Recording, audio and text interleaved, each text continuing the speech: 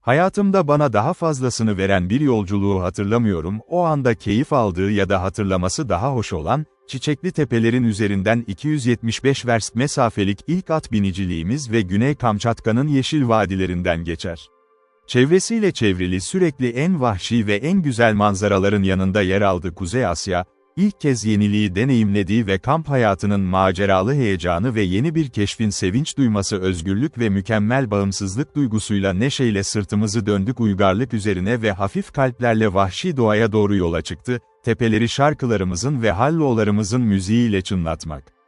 Grubumuz, sürücüler ve rehberler dışında, 4 adamdan oluşuyordu, binbaşı Abaza, Asya keşif şefi, genç Amerikalı Dodd, Kiki Petropavlov'da görev yapmıştı, Viu Shin, bir Kazak görevlisiydi ve kendim.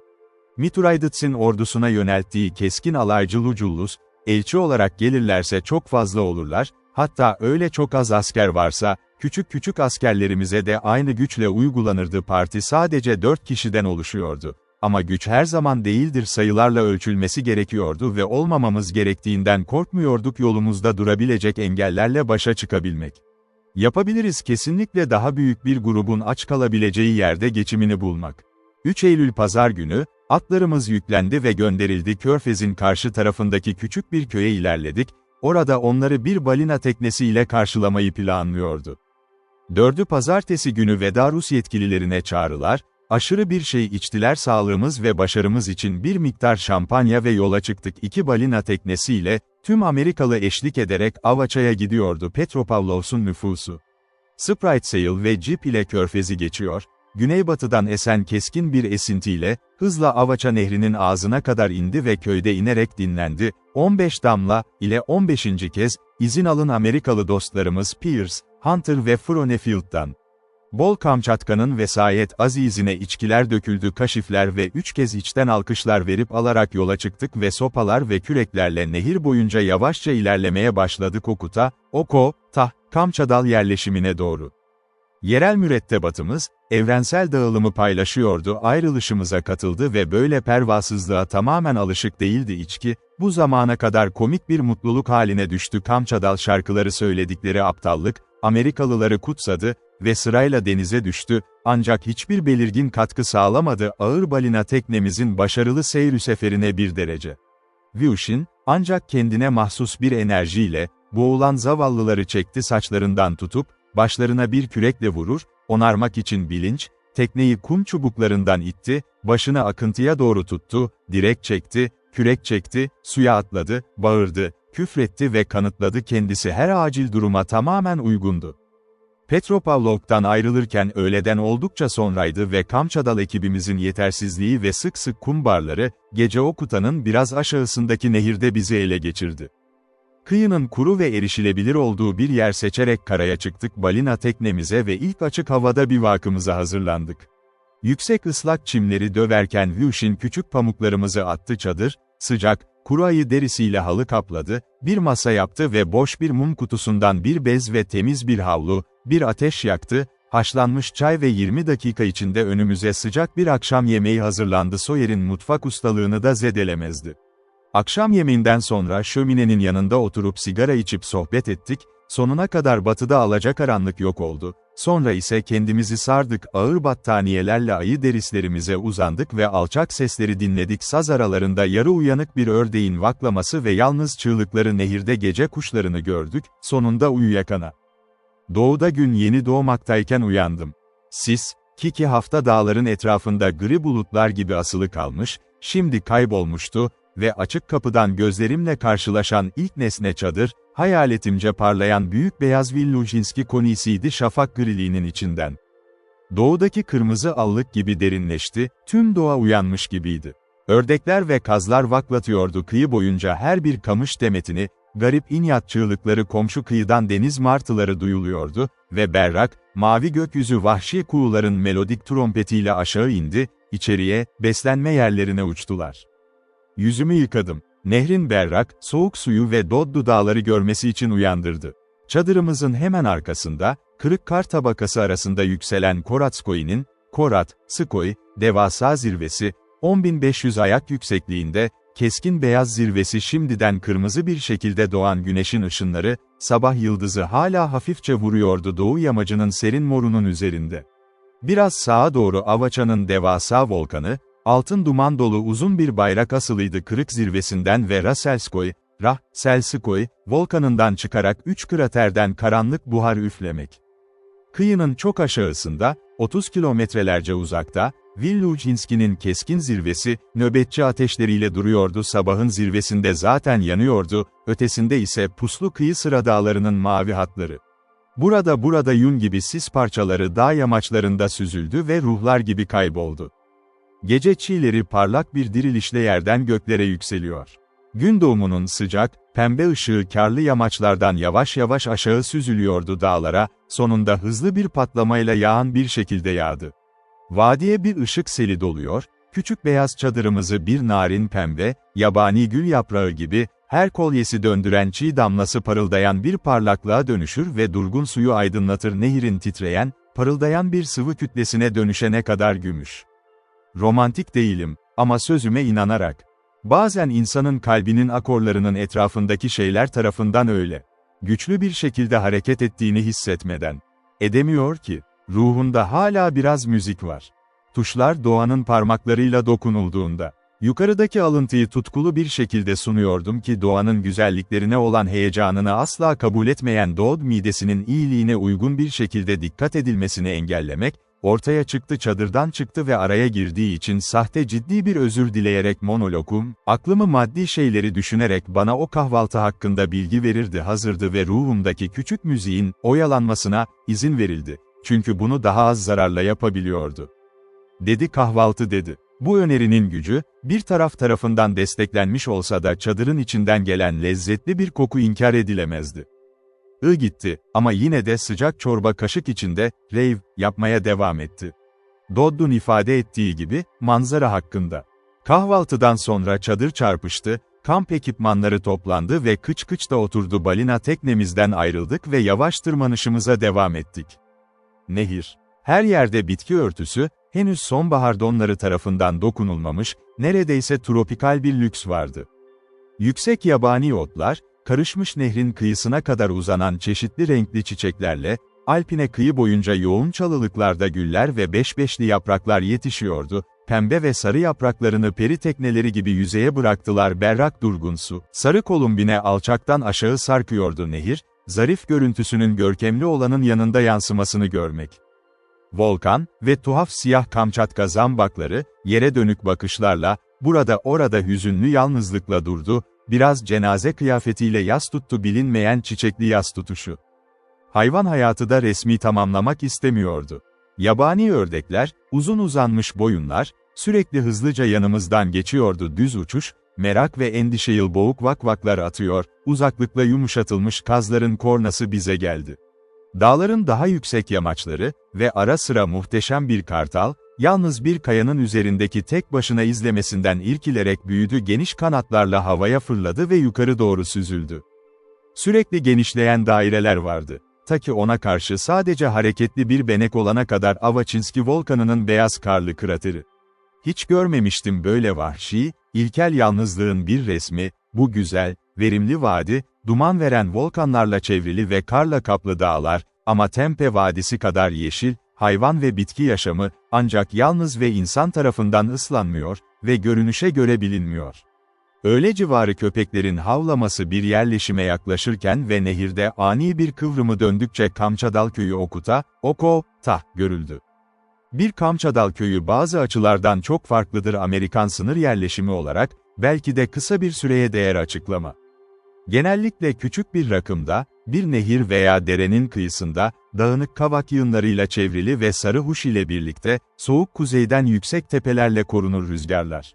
Evleri, düzensiz şekilde bir arada konumlanmış plaj çok alçaktır ve kare ve çentikli kütüklerden yapılmıştır. Uçları ve kuru yosun yığınlarıyla kaplanmıştı. Çatılar uzun ve kaba çimenlerden oluşan pürüzlü bir saman veya üst üste binen şeritler tamarek kabuğu ve uçları ile yanları geniş bir çıkıntıya dönüşür saçaklar. Pencere çerçeveleri, Ara sıra camlı olsa da, daha fazla genellikle düzensiz saydam balık yamalı bir parça ile kaplı kurutulmuş ve dövülmüş iplikle dikilmiş mesaneler rengeyiğinin sintileri. Kapılar neredeyse kare şeklinde, bacalar ise sadece uzun düz direklerdir, bir daire şeklinde düzenlenmiştir ve kalın kil ile kaplı. Evler arasında burada orada, balaganlar, adı verilen yarım düzine ilginç mimari dört ayaklı var, bahlahgıns ya da balık depoları. Bunlar sadece konik kütük şeklindedir çadırlar, içindekileri korumak için dört direğe yükseltilmiş köpeklerden ve küçük saman yığınlarına benzer görünüyor dört ayakla ayrılmak. Yatay kutuplardan oluşan yüksek kare çerçeveler her evin yanında duruyor, binlerce kuruyan somon ile dolu ve kadim ve balık gibi bir koku, tüm atmosferi saran, kamçadalların işinin ve üzerindeki yiyeceklerin doğasını ihanet eder ki yaşıyorlar. 6 düzine kano alt yukarıya doğru uzanıyor büyük ve düzenli bağlanmış deniz kenarlarıyla kaplı kumlu raf plajı, 2 veya 3 uzun, dar köpek kızakı her birine karşı ucunda duruyor evi ve 100 veya daha fazla keskin kulaklı kurt köpeği, bağlanmış uzun ağır direklere kadar aralıklar, güneşte nefes nefese yatmak, kırılmak dinlenmelerini bozan sineklere ve sivrisineklere acımasızca karşılık veriyor. T-köyün merkezi, batıya bakan yerde, tüm ihtişamıyla durmaktadır. Kamçatko Bizans mimarisi, kırmızı boya ve parıldayan kubbeler, her yerde bulunan Yunan kilisesi, kaba kütük ile garip bir tezat oluşturuyordu evler ve manevi olarak uzanan konuk balaganlar parlak altın haçının korunması. Genellikle dikkatlice kesilmiş, derin tuğla kırmızısı renkte boyanmış, yeşil ile kaplanmış kütükler saç demir çatı ve üzerinde iki soğan şeklinde teneke kubbe bulunur bazen gökyüzü mavisi ve altın rengiyle süslenmiş olanlar yıldızlar. Birkaç kişinin arasında tüm belirgin renk zıtlıklarıyla duruyordu ilkel bir vahşi doğada boyamamış kütük evler, garip bir resmizil bir görünüm kolay tarif edilemiyordu. Eğer hayal edebiliyorsan düşük kütük evlerin etrafında kümelenmiş sert Amerikan ormanları yerleşimi neşeli renkli bir Türk camisi, yarım düzine küçük saman yığını monte edilmiş yüksek dikey direklerde, 15 ya da 20 Titanic ahşap gridirons benzer şekilde yükseltildi ve kuruyan balıklar, birkaç köpek kızağı ve etrafta dikkatsizce yatan kanolar ve bağlı 100 veya daha fazla gri kurt burada ve orada evlerin arasında, uzun ağır direkler arasında genel ama kabul edilebilir derecede doğru bir kamçadal yerleşimi fikri. Daha iyi bir sınıf, boyutları ve kiliseler, ama gri kütük evler, balıkları kurutan konik balaganlar, kurt köpekleri, kanolar, kızaklar ve balık kokuları değişmezdir özellikler. Güney Kamçatka'daki bu yerli yerleşimlerin sakinleri koyu renkli bir ırktır, ortalama boyunun oldukça altındadır. Sibirya yerlileri ve tüm özellikleriyle çok farklıdırlar daha uzaklarda yaşayan Korak ve Çukçi kabilelerinden kuzey. Erkekler ortalama 5 fit 3 ya da 4 inç boyunda boylu, geniş düz yüzlü, belirgin elmacık kemikleri, küçük ve oldukça çökük gözler, sakalsız, uzun, ince saçlı, siyah saçlı, küçük eller ve ayaklar, çok ince uzuvlar ve büyüme ile çıkıntı eğilimi vardır karın bölgesi. Muhtemelen Orta Asya kökenlidirler, ancak kesinlikle başka bir Sibirya ile yakın zamanda bir bağlantısı olmadık tanıdığım kabile, ama hiç de Çukçiler, Koraklar, Yakutlar, Yahkootlar veya Tunguslar, Tungu, ses. Gezgin değil, yerleşik bir hayat sürdükleri gerçeğinden Rus egemenliğine çok daha kolay giriyorlardı. Göçebe komşular ve o zamandan beri daha büyük ölçüde Rus iletişiminin medenileştirici etkileri. Neredeyse evlat edindiler evrensel olarak fatihlerinin dini, gelenekleri ve alışkanlıkları ve kendi dilleri, ki çok ilginç bir dil, şimdiden düşüyor kullanılmamaya başladı. Karakterlerini şu şekilde tanımlamak kolay olurdu olumsuzlar. Bağımsız, kendi kendine yeten ya da savaşçı değiller. Kuzey Çukçiler ve Koraklar gibi tutum biçimleri, değiller açgözlü ya da dürüst olmayan olanlar, ancak bu özellikler Rus eğitimi, şüpheci ya da güvensiz değiller, aksine tam tersi, ve cömertlik, misafirperverlik, basit iyi niyet ve her koşulda rahat, dengeli iyi niyetle hiç karşılaşmadım. Onların eşitleri, bir ırk olarak kesinlikle yok olmak üzere. 1780'den bu yana, sayıları yarıdan fazla azaldı ve sık sık tekrarlanan salgınlar ve kıtlıklar kısa sürede onları görece zayıf ve önemsiz bir kabile, ki sonunda Yarımada'nın artan Rus nüfusuna dahil oldu. Onlar da kendine özgü geleneklerinin ve batıl inançlarının çoğunu çoktan kaybetmişlerdi ve sadece arada bir kötü niyetli ruha bir köpek kurban edilir. Fırtına veya hastalık, modern yolcunun bir anlık deneyimlemesini sağlar orijinal paganizmleri. Geçim için esas olarak somon, her yaz bu kuzey nehirlerine devasa bir şekilde akan somonlar üremek için sayılar, mızraklar vurulur, denizlerinde yakalanır ve tuzağa düşürülür binlerce bendik. Bu balıklar, açık havada tuzsuz kurutulmuş, kamçadalların ve köpeklerinin uzun süre beslenmesidir, soğuk kuzey kışı. Ancak yaz aylarında ise fiyatları daha çeşitli. Güneydeki nehir tabanlarının iklimi ve toprağı Kamçatka, çavdar, patates ve şalgam yetiştirildiğini kabul eder ve tüm yarımada hayvan yaşamıyla doludur. Rengeyi, siyah ve kahverengi ayılar yosunlu ovalarda ve K.A.'nın içinden her yerde dolaşır. Çimenli vadiler, yabani koyun ve bir ibex türü nadir değildir dağlarda bulunur ve milyonlarca ördek, kaz ve kuğular, neredeyse sonsuz çeşitlilikle, her nehirde sürüsünü dolaşır ve ülke genelinde küçük bataklık göl. Bu su kuşları şunlardır: organize, sürüşmeler, tarafından dökülürken kalabalık olarak yakalanan 50 ya da 75 adam kanol, kuşları bir kişiyle koşturuyorlar, büyük sürü, sonunda büyük bir ağ olan dar bir dere yukarı doğru akıyor, resepsiyonları için ayarlanmıştır. Sonra sopayla öldürülürler, temizlendi ve kış kullanımı için tuzlandı. Tea ve sugar tanıtıldı, Ruslar tarafından büyük bir ilgi görmüş ve büyük bir beğeniyle karşılanmıştır. Yıllık tüketim artık her birinden 20.000 pound'dan fazla sadece Kamçatkan Yarımadası. Ekmek artık çavdardan yapılıyor, ki bu da Kamçadallar kendileri için yükselir ve ezer, ancak öncesinde ülkenin Ruslar tarafından yerleşilmesi, tek yerli yedek çünkü ekmek, esas olarak Mor Kamçatka zambakının rendelenmiş yumruları. Dipnot, bir tür fritiyarya. Ülkedeki tek meyveler ve bir tür vahşi kirazdan. Ancak meyvelerden 15 ya da 20 tane vardır farklı türler, bunların en önemlisi yaban mersinleri, maroşkes, mahallesi skes, yani sarı bulut meyveleri ve cüce kızılcık. Bunları yerliler sonbaharın sonlarında toplar ve dondururlar kış tüketimi için.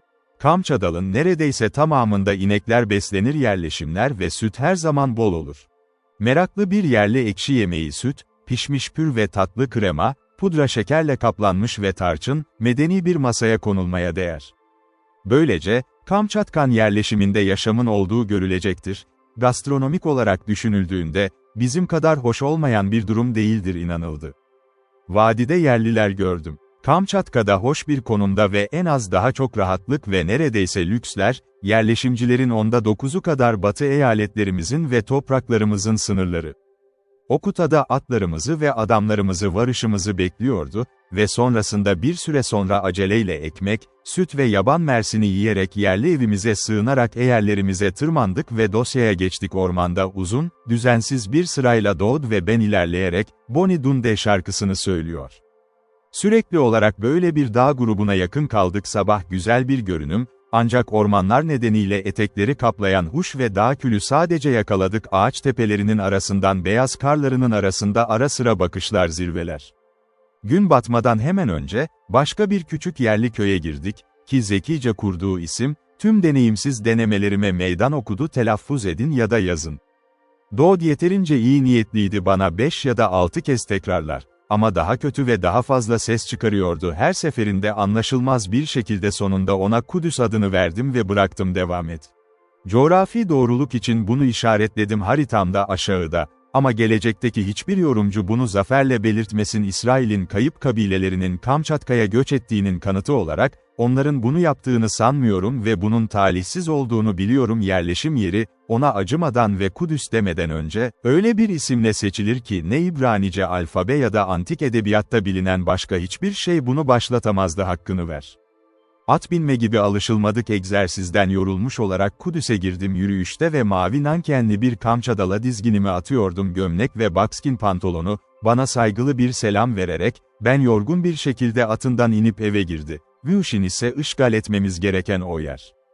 Resepsiyonumuz için hazırlanmış en iyi oda ise düşük bir seviyedeydi. Yaklaşık 12 feet karelik çıplak daire, duvarları, tavanı ve boyasız huş tahtalarının zemini, pürüzsüz bir kar saflığına kadar aşınmıştı. Bu, düzenli ev hanımlarına bile takdir edilebilirdi. Hollanda cenneti Broek, kırmızıya özenle boyanmış devasa bir kil fırın, odanın bir tarafını kaplıyordu, bir bank, 3 ya da 4 kaba sandalye ve bir masa, diğerine karşı ciddi bir usulle düzenlenmişti. 2 çiçekli kaliko perdelerle gölgelenmiş cam pencereler sıcak güneş ışığı, burada birkaç kaba Amerikan litografisi asılıydı duvara söylenir ve hakim olan mükemmel temizlik havası her yerde, aniden ve acı verici şekilde kendi çamurumuzun farkında olmamızı sağladı botlar ve kaba kıyafetler. Balta ve bıçak dışında hiçbir alet kullanılmamıştı evin veya mobilyalarının inşasında kullanılmıştır, ama planlanmamış, boyasız tahtalar özenle suyla ovalanmıştı ve kumla zarin kremsi bir beyazlığa dönüştü, bu da herkes için telafi oldu işçiliğin kabalığı. Zeminde tek bir tahta yoktu en titiz ihtiyaç sahipleri yemeye tereddüt etti. En dikkat çekenler bunun özgünlüğü, gördüğümüz diğer tüm Kamçadal evlerinde olduğu gibi. Güney Kamçatka'da ise kapılarının alçaklığı vardı. Öyle görünüyordu hareket edebilecek tek araçları olan bir varlık ırkı için tasarlanmıştır eller ve dizlerdi ve bunları kullanmadan girmek araçlar, yalnızca omurilik omurgalarının esnekliğini ve elde edilmesini gerektiriyordu uzun ve azimli pratikle. Seyahat etmiş Vyushin ve Do daha önce Kamçatka'da uyum sağlamakta hiç zorluk yaşamamıştı bu yerli mimarinin özgünlüğüne kendilerini tanıttılar. Ama binbaşı ve ben, yolculuğumuzun ilk 2 haftasında, ön planda oldum başımızın bazı kısımları, olağanüstü büyüklüğü ve düzensizliği olan çıkıntılar Spörsheim ve Gal'i bile şaşırtırdı. Eğer şişliklerin anormal büyümesi sadece ilgili fakültelerin buna uygun şekilde genişletilmesi durumunda kafalarımızın bu şekilsizliğinin bir telafisi oldu, ama ne yazık ki, algı, aniden Lintel tarafından gelişebilir bir kapı gibi göründü, ama bize izin vermeden önümüzdeki bir sonraki ışını algılayacak, ta ki kafamızı ona çarptı. Yarımadadan geçen kazak gelişimizi yerlilere bildirmek için Avant kurye göndermişti, gücümüzün ve önemimizin en abartılı raporlarını ve ayrıntılı Kudüslüler tarafından karşılamamız için hazırlıklar yapılmıştı.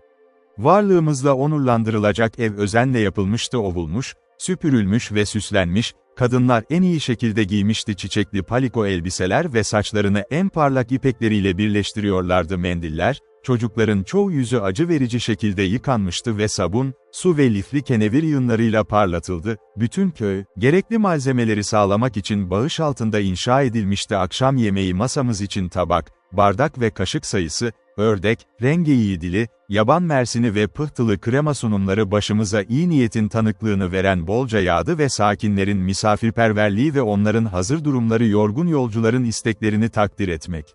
1 saat içinde oturduk, saf dağ havasıyla keskinleşen iştahlar, mükemmel bir akşam yemeğine soğuk kızarmış ördek, ızdırılmış rengeyi dili, siyah ekmek ve taze tereyağı, yaban mersini ve krema ve beyazla ezilmiş yabani gül yaprakları şekeri zengin ve lezzetli bir reçel haline getirin.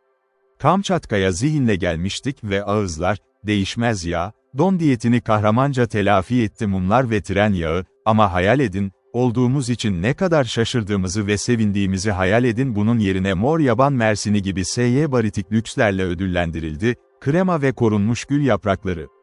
Lucullus hiç ziyafet verdi mi Tusculum'un övgü bahçelerinde korunmuş gül yaprakları?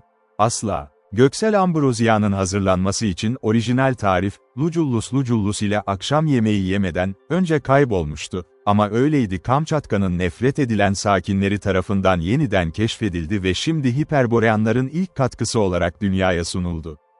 Gastronomi bilimi. Eşit miktarda beyaz somun şekeri alın ve alp gülü yapraklarına biraz ezilmiş meyve suyu ekleyin yaban mersini, birlikte bol kızıl bir hamura haline getirerek birlikte servis ediliyor ve trompet hanımmeli fincanlarını boyayıp kendinizi ziyafet yaparken hayal edin tanrılarla birlikte yüksek Olimpos'un zirvesinde.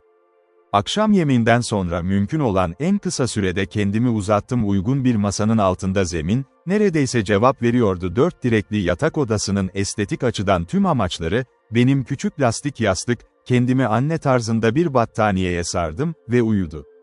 Binbaşı, her zaman erken kalkan biri olarak, ertesi sabah uyanmıştı gündüz vakitinde. Dodd ve ben, nadir bir görüş tesadüfü var, erken ayaklanmayı barbarlığın bir kalıntısı olarak görüyordu ve Amerikalı, 19. yüzyılın uygarlığına uygun bir saygı göstererek cesaretlendirerek kendini küçümsemeye devam ederdi. Bu yüzden içeri girmiştik bu sefer karşılıklı bir anlaşmaya vardılar ve huzur içinde uyuyacaklar, ta ki Dodd'un saygısızca adlandırdığı, kervan, hazır olmalı başlayalım, ya da en azından kahvaltı için bir çağrı alana kadar. Ancak gün doğmaz bir şey yüzünden büyük bir tartışma başladı ve özellikle bir toplantıya katıldığım izlenimiyle 9. Kovar'da canlı bir ilkoluk toplantısı, birden kalktım, yerimi kavurdum, başımı şiddetle bir masa bacağına çarptım, gözlerimi hayranlıkla açtım ve duruma deli gibi baktı. Binbaşı, az bir desabil ile odada öfkeyle dolaşıyor, korkmuş sürücülerimize lanet ediyordu klasik Rusça'da, çünkü atlar Rus'un sonunda koşmuştu. Gece ve gitmiş, ifade dolu bir sadelikle şöyle dedi, "Çort tolko zenal koda, şeytan sadece nerede olduğunu biliyordu." Bu daha çok talihsiz bir kampanya başlangıcı, ama 2 saat içinde çoğu dolaşan yaratık bulundu, sürüler ayarlandı ve sürücülerin gereksiz miktarda küfür etmesine rağmen döndük sırtımız Kudüs'e dönüp yavaşça yuvarlanan çimenlerin üzerinden uzaklaştık Avaçinski volkanının etekleri. Sıcak, güzel bir Hint yaz günüydü ve tuhaf bir sessizlikti ve sabbat gibi bir sessizlik tüm doğayı sarmış gibiydi. Yapraklar patika boyunca dağılan huş ve kızıl ağaçları hareketsiz asılı duruyordu. Sıcak güneş ışığı, uzaktaki bir kargazın uykulu kargasının kargası geldi kulağımıza tuhaf bir belirsizlikle ulaştı ve hatta hayal ettik ki uzak kıyıdaki dalgaların düzenli titreşimini duyabiliyordu. Havada hafif bir arı mırıltısı ve bol bir meyveli uğultu vardı koku, mor yaban mersini kümelerinden yükseliyordu. Atlar her adımda ayakların altında eziliyordu. Her şey birleşiyor gibiydi yorgun yolcuyu sıcaklıkta kendini esnemeye teşvik etmekte kokulu çimenler ve günü lüks bir boş kayarak dinleyerek geçirir. Uykulu arıların vızıltısı, ezilmiş arıların tatlı kokusunu içine çekiyor yaban mersinleri ve yükselen kıvıran duman çelenklerini izlemek büyük beyaz volkanın yüksek kraterinden tembelce uzaklaşıyordu. Gülerek Dod'da, Sibirya'da olmak yerine, donmuş topraklar Rus sürgünler, görünüşe göre bir büyülü tarafından taşınmıştık. Arap gecelerinin, lotus yiyiciler, iklimine yaptığı bir yapı, atmosferin rüya gibi, uykulu etkisini açıklardı. Lotus yiyicilerin iklimi asılır, diye aceleyle söyledi, yüzüne öfkeli bir tokat attı, şair böyle bir şey söylemez lotus yiyiciler, lanetli sivrisinekler tarafından yenilerdi, bunlar ve Kamçatka'da olduğumuzun yeterli kanıtı, onlar başka hiçbir ülkedeki yaban arıları kadar büyüme. Ona hatırlattım Walton'a göre, yaşlı Isaac'e göre, kaçırdığımız her mutsuzluk yeni bir merhamet ve bu nedenle her birine minnettar olması gerekir onu ısırmayan bir sivrisinek. Tek cevabı ise, keşke yaşlı Isaac'ı orada bulunduruyordu. Eskiye karşı ne kadar özet misillemeler yapılacaktı Isaac'ı tanımıyordum ama Dodd'un onaylamadığı açıktı felsefesi ya da teselli çabam olduğu için vazgeçtim. Maximov, sürücülerimizin şefi, her şey çok sessiz ve sessiz olduğu için belirsiz bir izlenim, pazar olmalı, dağınık gümüş yığınlarının arasından yavaşça geçiyordu patikaya gölge veren huş ağacı, yüksek ve güçlü bir sesle bir slogan atıyordu Yunan kilisesinin hizmetinin bir parçası olarak, bu ibadet etkinliği askıya alındı ara sıra serseri atlarını lanetlemeyi egzersiz yapar en müstehcen askerin kıskançlık ve hayranlığını uyandırırdı Flandır'daki ordunun görevlisi. Ah, bırak dua et al. Sen domuz, yolda kal, incense olarak belirtilmiştir. Ve Han NND'lerimi kaldırmasına izin verin kalk. Sen Korova, sen yaşlı, kör, kırık bacaklı oğlun kötü ruh. Nereye gidiyorsun? Eve ve bir fedakarlık, kalbine meyilli olsun, tekrar yat, olur mu? Şappıltı, al şunu ala, sen yaşlı uykulu Svinya Prokletye, herhangi bir evil şeyi, bırak yapmayayım kötü işlerle meşgul olmayı, AKH. Ne at, Bokeç Seynim. Ağzımın önüne 1 saat tut ve dudaklarımın hareketini tut, vay. Sen Merzavits, o ağaca neden çarptın? Ekka Warren, Podlitz, Silepoy Takoy, Chart Tibi Vasme. Ve Maximov oyundan ayrıldı öyle dahiyane ve mecazi küfürlere dönüştü ki, benim hayal gücü kusurluğumun eksikliklerini doldurmak için bırakılmıştı anlama. Hiçbir tutarsızlık farkında değilmiş gibi görünüyordu ilahi mezmur ile sıradan yapılan ara sözler arasında eşlik ediliyordu. Ama tam olarak farkında olsa bile, muhtemelen bu tezahüratı adil bir karşılık olarak görürdü. Küfür yapardı ve sakin bir kayıtsızlıkla yoluna devam ederdi. Her yemin ettiğinde kutsal bir dize söylerse, onun göksel hesap mutlaka denge olmalıdır. Kudüs'ten giden yol, ya da daha doğrusu patika, batıya yönelmişti ve alçak, çıplak dağların eteklerinden dolanarak, bir yoğun kavak ve huş ormanı. Ara sıra dışarı çıkardık zeminin yaban mersinleriyle kaplı olduğu küçük çimenli açıklıklar ve her göz ayılara dikkat ederdi. Ama her şey durgundu ve hareketsiz, hatta çekirgeler bile uykulu ve tembelce cıvıldanıyordu. Eğer onlar da uykuya teslim olacaklarsa, ki bu da tüm doğayı alt etmek. Neredeyse amansız zulmü hale gelen sivrisineklerden kaçmak dayanılmaz bir şekilde, geniş, düz bir vadide daha hızlı ilerledik, uzun umbellifero, yoğun bitkilerle dolu, koşuldu hızla küçük bir tepeye çıktı ve gök gürültüsüyle 4 nala derin içine girdi. Korak köyünde, 150'li kişinin uluması ve havlamaları arasında yarı vahşi köpekler, atların kişnemesi, insanların ileri geri koşması ve genel bir karışıklık sahnesi. Korak'ta çoğu atımızı ve adamımızı değiştirdik, yosunlu bir kamçadal evinin çıkıntılı saçaklarının altında açık havada öğle yemeği yedik ve saat 2'de Malkua'ya, başka bir köye doğru yola çıktı, 50 ya da 60 kilometrelerce uzakta, Kamçatka Nehri'nin su havzası karşısında.